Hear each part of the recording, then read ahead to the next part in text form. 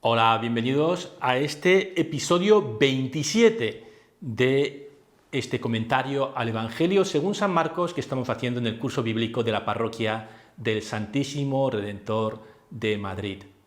Este último episodio es una reflexión sobre el autor de este Evangelio y lo hemos titulado ¿Quién escribió el Evangelio según San Marcos? ¿Quién escribió el Evangelio según San Marcos? Pues, ¿quién va a ser? Marcos. Bueno, la cosa no es tan sencilla. El Evangelio según San Marcos, como los otros tres evangelios del Nuevo Testamento, es una obra anónima. Es decir, que el autor no nos dice quién es, ni sabemos, por lo tanto, a ciencia cierta, quién escribió este texto. Sin embargo, la mayoría de los manuscritos de este Evangelio que se conservan tienen una nota o al margen o al principio o a veces al final que pone catamarcon, según Marcos. Así que desde el siglo II por lo menos se ha atribuido este Evangelio a este personaje, a este tal Marcos. Y no hay razón para atribuir a este tal Marcos el Evangelio. ¿Qué quiero decir?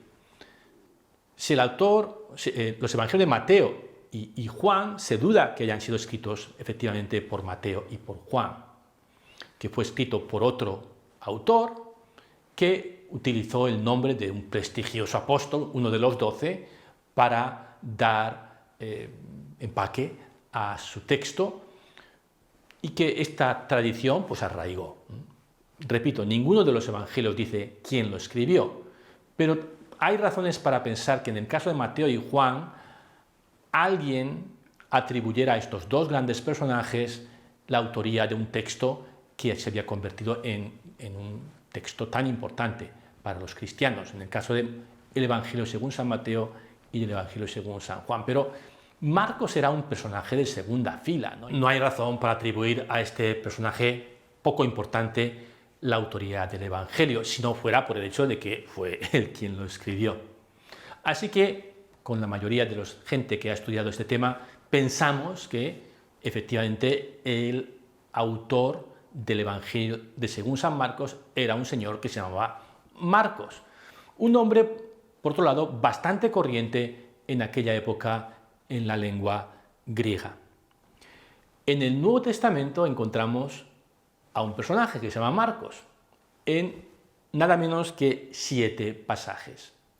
Vamos a leer primero los pasajes que proceden del libro de los Hechos de los Apóstoles, el libro que narra las aventuras de los primeros cristianos. Pedro, tras ser liberado milagrosamente de la cárcel, se dirigió a casa de María, la madre de Juan, por sobrenombre Marcos, donde había muchos reunidos en oración. Era bastante común que la gente, sobre todo gente bilingüe, ¿no? que vivían en el mundo griego, pero también eran de raza judía o de cultura judía, tuvieran dos nombres. Este Juan Marcos tiene un nombre hebreo, que es Juan, y otro nombre griego, que es Marcos. Bien, pues el capítulo 12, versículo 12, de Hechos nos habla de un tal Juan Marcos, hijo de una tal María, que era una cristiana de Jerusalén. Segundo texto.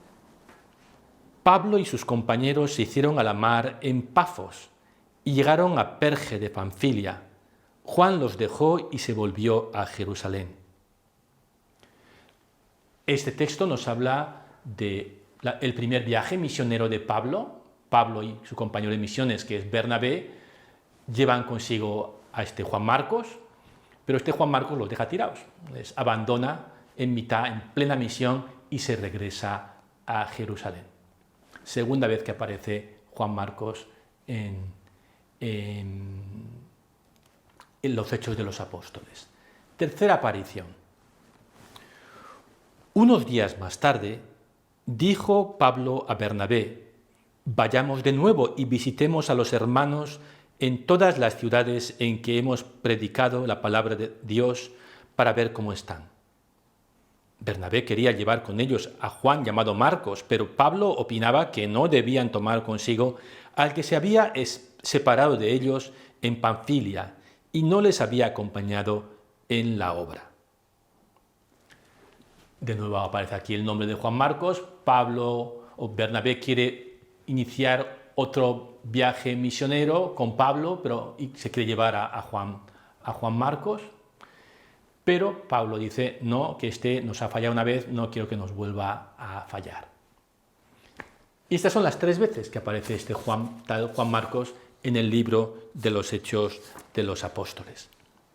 El mismo Juan Marcos, muy probablemente el mismo Juan Marcos, aparece 4 veces en las cartas de Pablo y de Pedro.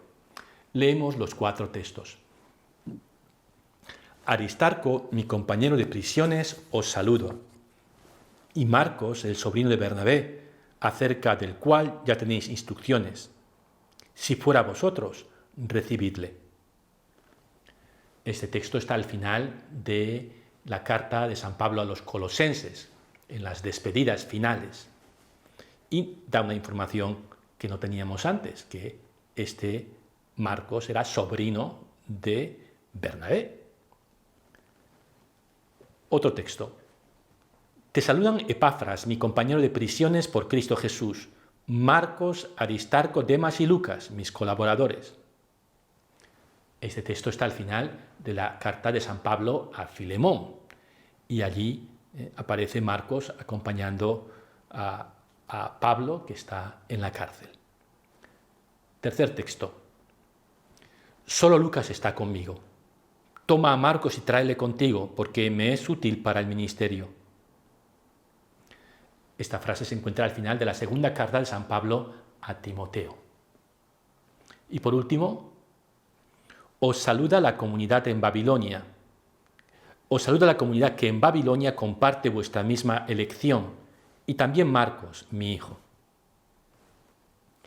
Esta está al final de la primera carta de San Pedro. Babilonia es la clave, es una forma en clave de decir Roma. Bien, la primera carta de Pedro normalmente se considera que es pseudoepigráfica, es decir, que no fue escrito por el propio Pedro. Pero en cualquier caso aparece mencionado el nombre de Marcos y que está en una relación estrecha con Pedro, mi hijo. No hay que entender aquí hijo de forma literal, pero sí pues un discípulo muy querido de Pedro. Bien, pues este Juan Marcos, que aparece nada menos que en 7 pasajes del Nuevo Testamento, sería el autor del Evangelio. Una figura ciertamente de segunda fila si lo comparamos con los 12 apóstoles o con San Pablo, pero bastante importante. Juega un papel secundario, pero muy importante en la primera misión cristiana. Tiene un currículum bastante potente, según lo que hemos podido entresacar de estos 7 textos. Hago una breve biografía de San Marcos con la información que hemos enumerado hasta ahora. Marcos sería hijo de María, una mujer cristiana que, por cierto, reúne a cristianos en su casa para la oración. Esto quiere decir que no era una mujer del montón, sino que ejercía un papel de liderazgo en la primitiva comunidad de Jerusalén. Un papel de liderazgo que además que no implica a su marido, porque su marido no aparece mencionado en ninguna parte. Se dice, es hijo de María, pero no se nos dice quién es su padre, que sería lo más normal, ¿no? Así que debía ser una mujer realmente respetada y realmente fuerte, de fuerte influencia en la comunidad cristiana. Esa era su madre. Y él, por este nombre doble que tiene, pues se deduce que es alguien que se mueve, que habla el griego y que se mueve con facilidad en el ámbito internacional de lengua griega, aunque es claramente judío, por el nombre Juan, ¿no? Tiene ese doble nombre que algunas personas bilingües tienen. Yo también tengo 2 nombres, uno en japonés y otro en español. Bien, Pues este Juan Marcos participa en el primer viaje misionero con Pedro y con Bernabé, su tío, y en un momento dado les abandona. Y esto le hace quedar muy mal delante, sobre todo, de Pablo, que cuando Bernabé le dice, oye, vámonos otra vez de misión a revisitar esas comunidades que fundamos, dice, pero Juan Marcos no se viene con nosotros, ¿no? Porque no se fiaba de él. Sin embargo, parece ser que ambos se reconciliaron, porque este Juan Marcos aparece en algunas de las cartas de Pablo como acompañándole, como acompañante y colaborador de él. Y finalmente, en la primera carta de Pedro parece que está vinculado al príncipe de los apóstoles, a San Pedro, y que además está en Roma. Bien, además de estos 7 pasajes del Nuevo Testamento, hay otro documento interesante que nos habla también de Marcos. Y este documento es un fragmento de un libro que escribió un cristiano de inicios del siglo II que se llamaba Papías, obispo de Hierápolis. Hierápolis, una ciudad que hoy estaría en Turquía. Pues el obispo de Hierápolis, Papías, escribió un libro que se perdió, que no se conserva. Pero algunos fragmentos de este libro de Papías fueron copiados o son citados por otro autor, Eusebio de Cesarea, del siglo IV, en un libro que se llama Historia Eclesiástica. Pues bien, en el libro Historia Eclesiástica de Eusebio de Cesarea, siglo IV, se cita algunos fragmentos de este libro del siglo II de Papías. Y uno de los fragmentos es este, lo voy a leer. El anciano decía también lo siguiente: Marcos, que fue el intérprete de Pedro, puso puntualmente por escrito, aunque no con orden, cuantas cosas recordó referentes a los dichos y hechos del Señor, porque ni había oído al Señor ni le había seguido, sino que más tarde, como dije, siguió a Pedro, quien daba sus instrucciones según sus necesidades, pero no como quien compone una ordenación de las sentencias del Señor. De suerte que en nada faltó Marcos, poniendo por escrito algunas de aquellas cosas, tal como las recordaba, porque en una sola cosa puso cuidado, en no omitir nada de lo que había oído y en no mentir absolutamente en ellas. Los expertos están divididos en qué hacer con este texto de Papías. Algunos piensan que es una invención y otros pensamos que por lo menos algo de verdad tiene que haber y que tiene bastante sentido pensar que Marcos fuera un asistente de Pedro en Roma, su intérprete. De todos modos, a ciencia cierta, esto es algo que no se sabe. Bien, ¿cuándo se escribió el Evangelio según San Marcos? Este es un tema que ya tratamos en el primer episodio de este curso, lo pueden repasar. Lo que decíamos allí es que hay un acuerdo muy generalizado entre los expertos de que el Evangelio según San Marcos se escribió o bien justo antes o bien justo después del año 70, ese año fatídico en el que fue destruido el templo de Jerusalén. ¿Y por qué se piensa esto? Bueno, en primer lugar, porque sabemos que Pablo escribió sus cartas en los años 50 y Pablo no hace mención ni de San Marcos ni de ningún otro evangelio. Lo más normal es pensar que aún no habían sido escritos los evangelios. Entonces la composición de Marcos tiene que ser posterior a los años 50, en los años 60.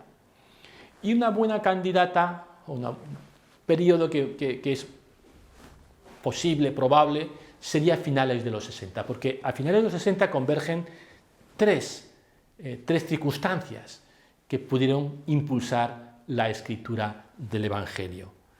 La primera, el trasvase del cristianismo del mundo rural al mundo urbano.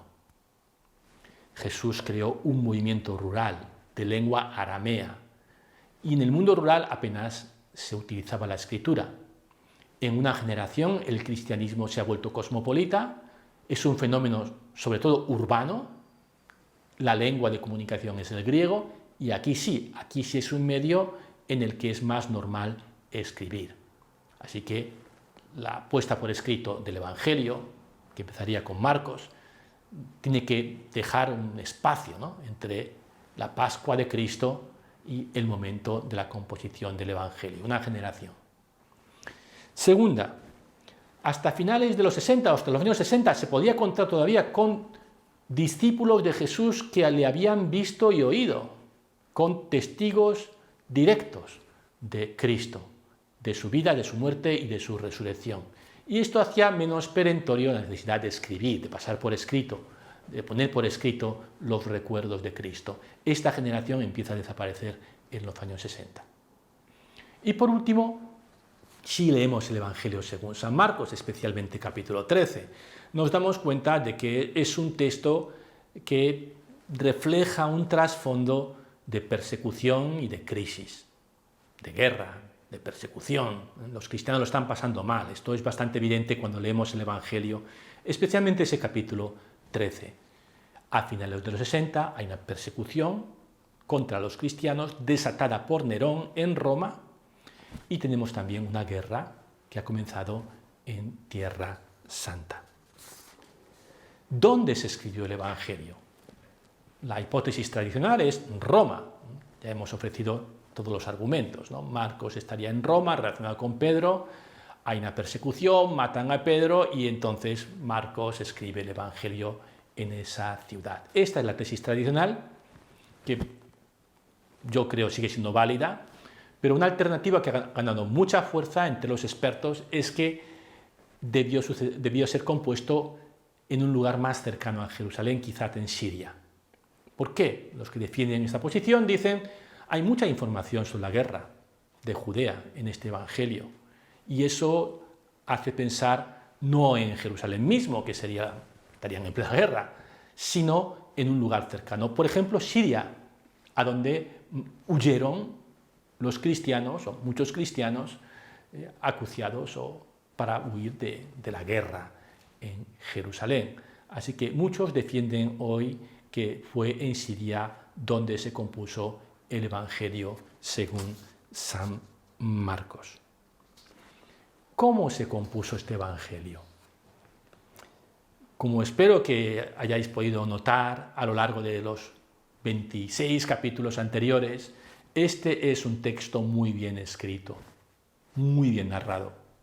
No tanto por la calidad literaria del griego, que es bastante rudimentario, sino más bien el modo en que está contado, los detalles, la estructura, cómo están montados las distintas partes. Esto no es algo que se haya pensado del tirón. Muchos pensamos que este Evangelio fue pensado y repensado, o mejor dicho, contado y recontado. Marcos podía ser un narrador oral, una especie de cuentacuentos. Lo que pasa es que no es un cuento lo que cuenta él, sino la vida de Cristo. Es un narrador oral que, ante audiencias cristianas sedientas de escuchar la historia de Jesús, ha repetido una y otra vez este relato y cada vez lo ha ido ajustando un poquito más, lo ha ido afinando un poquito más, hasta llegar a una versión final, y esa versión final pasó a ser un texto escrito, el texto que hoy llamamos el Evangelio según San Marcos. Lo cierto es que el Evangelio según San Marcos fue muy bien recibido, no solo por su comunidad, sino por otras comunidades, y que se convirtió en una especie de bestseller entre los cristianos, bestseller, que copiaron varios ejemplares, ¿no? Y al menos 2 autores copiaron a Marcos y produjeron versiones ampliadas y adaptadas de este Evangelio. Esas 2 versiones se llaman Evangelio según San Mateo, Evangelio según San Lucas. La gran mayoría de los estudiosos de los Evangelios piensa que tanto Mateo como Lucas copiaron a Marcos y el dato cierto es que todo lo que hay en Marcos, casi todo lo que hay en Marcos, lo encontramos también en Mateo y en Lucas. Bien, llegamos al final de este último episodio y lo hacemos como siempre planteando dos preguntas. ¿Qué es lo que más te ha impactado de este recorrido de 27 capítulos sobre el Evangelio según San Marcos? ¿Con qué te quedas de lo que has reflexionado a lo largo de este curso? Y segunda pregunta, ¿qué imagen de Jesús te queda después de haber leído el Evangelio según San Marcos? Y ahora sí, llegamos al final de este curso, al final de este último episodio 27 de este comentario al Evangelio según San Marcos. Espero que hayáis disfrutado de este relato apasionante sobre la vida de Cristo, de este relato breve y urgente de este evangelista, el primero y quizás el más genial, con permiso de los otros tres. Hasta siempre.